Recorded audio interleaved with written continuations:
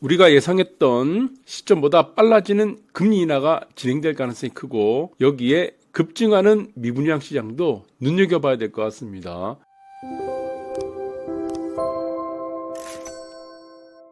재작년, 작년부터 말씀드린 신고가와 미분양이 함께하는 시장이 아니라 이제는 신고가와 미분양 거기에 빨라지는 금리 인하가 곁들여지는 이 세 박자가 동시에 진행되는 부동산 시장이 진행될 가능성이 매우 크다.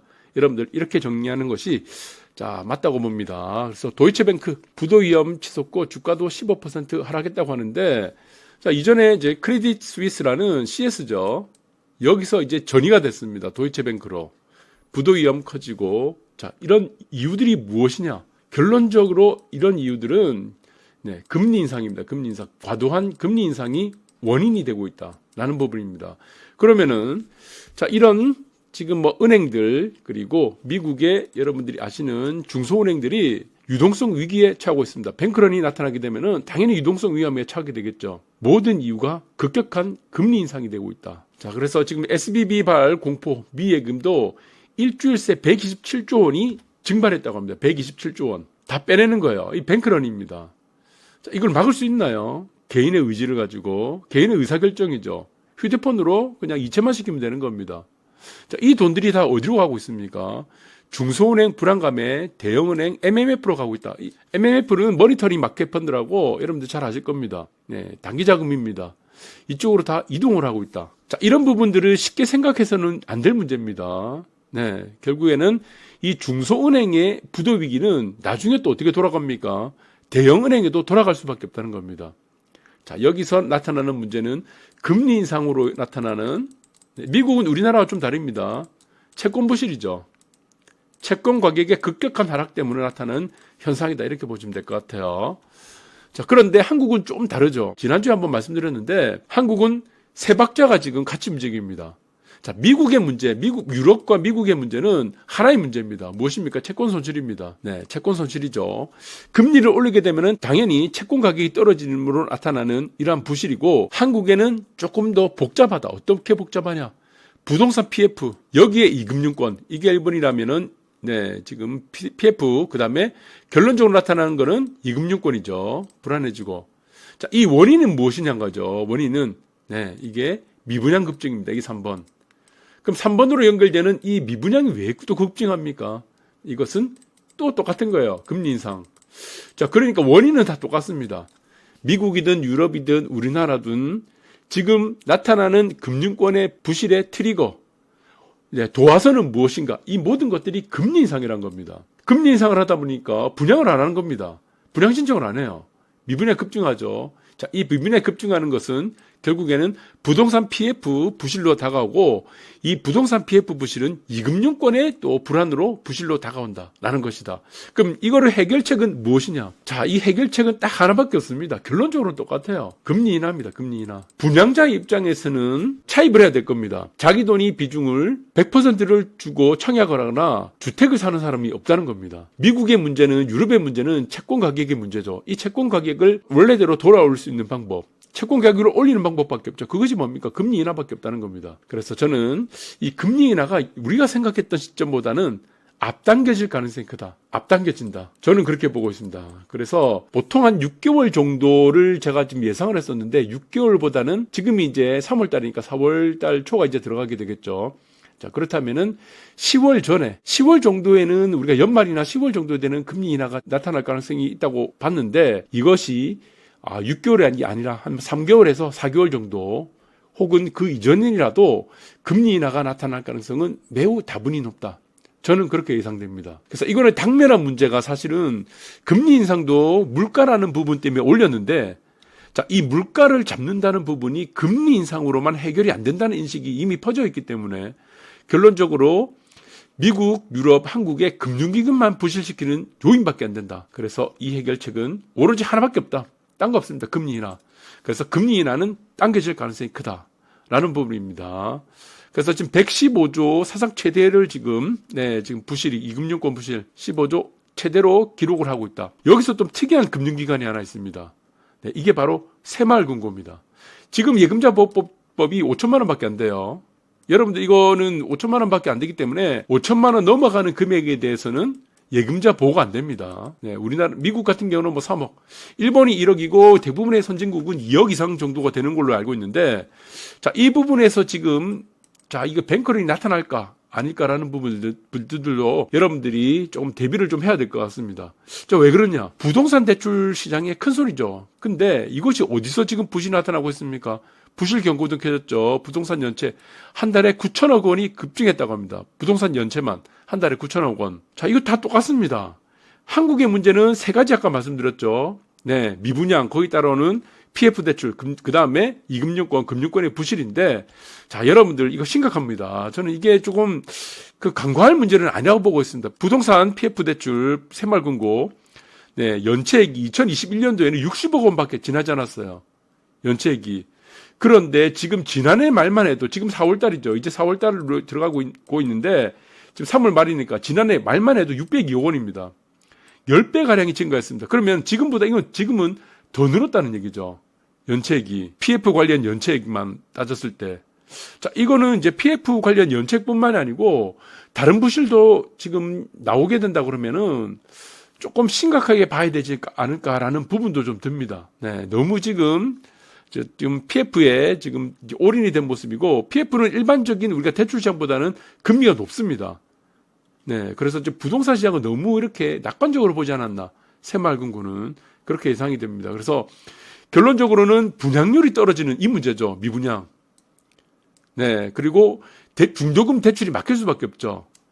분양률이 기본적으로 70%가 넘어가야 됩니다. 70%가 넘어가야지 무엇이 나옵니까? 이 중도금 대출이 나와요. 중도금 대출을 해줍니다. 네. 그러면 이제 보시면은 중도금 대출을 쓰기 전에 우리가 시행을 할 때 보면은 아파트, 뭐 재건축 재개발을 할 때는 PF를 씁니다. 근데 자, 이 PF를 쓴 돈을 갚아야 되겠죠. 무슨 돈으로 갚습니까? 자, 여기서 분양하는 사람들의 중도금 대출을 가지고 이 PF를 갚는 방식으로 씁니다. 만약에 중도금 대출이 나오지 않으면 어떻게 되겠습니까? 시공대금을 어떻게 갚습니까? PF를 어떻게 갚아요? 자, 여러분들 여기서 지금 이제 넌센스가 이제 하나가 미스테리가 등장할 수밖에 없다는 겁니다. 자, 아파트는 짓기 시작합니다. 공사는 들어갔어요. 공사를 하고 있죠. 열심히 아파트 짓고 있습니다. 열심히 지어요. 자, 그런데 이 아파트를 무슨 돈으로 짓습니까? 대출이죠. 그것이 뭡니까? PF죠. 처음엔 브릿지도 쓰다가 브릿지에서 그 다음에 PF로 넘어가게 되겠죠. PF를 쓰는데 계속 다 지어. 뭐 90%, 70%, 60%다 짓는데, 자, 이 돈은 이자가 붙는 돈입니다. 네, 이자는 붙는 돈인데, 뭐 시공사 있죠. 건설사도 있고 지금 뭐 여러 가지 업체들이 많을 겁니다. 여기 들어가는 업체들이. 그런데 이 PF의 돈을 갚아야 되잖아요. 돈을 받아야 되잖아. 내가 건물을 지어줬으니까. 그것을 무슨 돈으로 갚습니까? 이 중도금 대출로 갚는다는 겁니다. 중도금으로. 누구의 돈? 여기서 분양자들. 그 다음에 뭐 조합원도 있었겠죠. 기존에 조합원도 있을 거고. 어쨌든 분양권을 갖고 있는 사람들, 입주권을 갖고 있는 사람들에게 분양금 대출을 받았고 이 대출금으로 돈을 갚는 방식인데, 이게 지금 분양이 70%가 안 되면 어떻게 됩니까? 대출이 안 나온다는 겁니다. 그럼 PF는 어떻게 되겠습니까? 이게 때문에 부실이 되는 거예요. 부실. 그러면 여기서 이제 PF 대출해줬던 뭐 새마을금고라든가 이런 금융기관이 어떻게 되겠습니까? 부실이 눈덩이처럼 쌓이면서 파산할 수가 있다는 겁니다. 이게 지금 미국하고 다르다는 겁니다. 미국은 1차원적인 문제예요. 왜? 금리만 올랐던 부분에 대한 채권에 대한 손실밖에 없습니다. 대출에 대한 문제가 아닙니다. 근데 우리나라는 어떻습니까? 대출에 대한 문제가 아니고 우리나라는 채권에 대한 손실에 대한 문제가 아니고 대출에 대한 문제라는 겁니다. 그래서 이거는 여파가 굉장히 심각하다는 겁니다. 네. 미국 같은 경우는 금융기관 하나에, 개별적인 하나의 금융기관에 영향을 미치는 거고, 우리나라 같은 경우는 연쇄적으로 모든 주체들이 다 연관이 되어 있다는 겁니다. 건설사들뿐만이 아니고 합청화 업체들뿐만이 아니고 거기에 있는 뭐 조합원 분양자들뿐만이 아니고 다 연결되어 있다는 거죠. 자, 그래서 이거는 조금 다르게 봐야 된다. 그래서 이게 저는 뭐 미국, 유럽도 마찬가지겠지만 한국도 이것이 발등에 떨어진 불이 된다. 그러면은 우리가 생각했던 6개월 정도 후에 금리 인하가 아니고, 네, 이거는 매우 앞당겨질 가능성이 크다는 부분들이 여기서 나오게 되는 겁니다. 그래서 건설사가 공사 대금을 회수하는 방법이죠. 공사를 했어요. 회수를 해야 되겠죠. 준공 시점에서 분양률이 70%가 되어야 된다는 겁니다. 그래야지 여기서 이 사람들이 중도금 대출을 받겠죠. 금융기관에 중도금 대출을 받아가지고 이 중도금 대출을 받은 돈을 어떻게 됩니까? 공사대금으로 회수하는 방법입니다. 그러니까 이게 분양률이 어떻습니까? 20%도 채 되지 않는다는 거예요.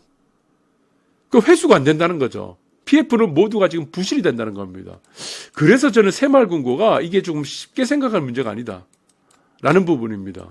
이건 제가 뭐 선동하려고 이러는 게 아니고 단순히 이거는 객관적으로 나와 있는 이 뉴스 기사를 보고 충분히 예측할 수 있는 부분들로 지금 얘기를 드리는 겁니다.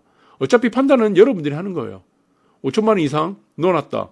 그런데 내가 안전할 것 같아. 여러분들이 판단하는 문제죠. 이미 언론에 다 퍼졌기 때문에. 자, 그런데 그러면 만약에 좀 복잡한 문제가 아까 처음에도 서두를 드렸죠. 제가 작년, 재작년부터 말씀드렸죠. 부동산 시장이 꺾이기 전에, 말씀드린 거, 작년 봄부터 말씀드린 거는 신고가입니다. 신고가. 플러스 뭡니까? 미분양이 함께하는 시장이 열릴 것이라고 제가 충분히 예측드렸는데, 이거 사람들이 안 믿었죠.